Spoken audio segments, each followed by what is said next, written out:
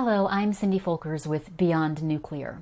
With this presentation, I want to focus on some industry myths used to downplay the danger tritium poses to health and the environment.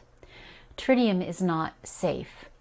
A recent literature review concludes that tritium taken into the body can have significant impacts, including DNA damage, impaired development, reduced fertility and longevity, and elevated risks of cancer and other diseases, making it, quote, a highly underrated environmental toxin. Hydrogen is an element that exists naturally, and tritium is hydrogen that is radioactive. It replaces stable hydrogen in water molecules, making the water itself radioactive. This radioactive water is called H2O. Natural tritium exists only in minuscule amounts, but regulations allow a lot more tritium in drinking water. The US EPA's limit for tritium, for example, in drinking water is about 740 times higher than natural tritium in surface waters. This is not a protective enough standard, and these standards don't even apply to drinking water from private wells or other types of water. Tritium is usually the largest radioactive release from normal nuclear power operations and is released to both air and water.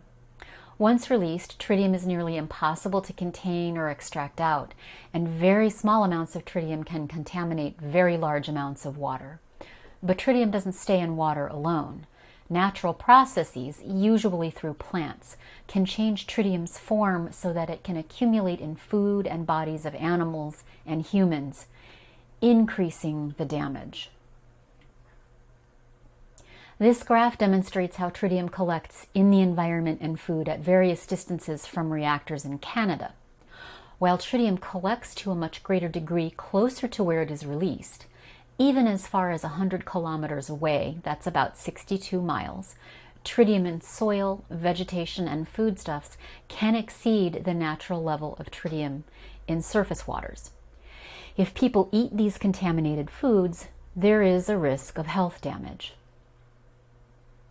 Radiation from tritium is actually low range, not low energy, as it is often called by nuclear proponents.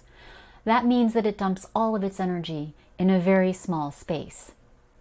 When tritium radiation does this, it causes a lot of damage in that space, especially to chromosomes and DNA, sort of like this cue ball crashing into the other balls and separating them. In fact, research shows that radiation from tritium can be over 8 times more damaging than other types of radiation.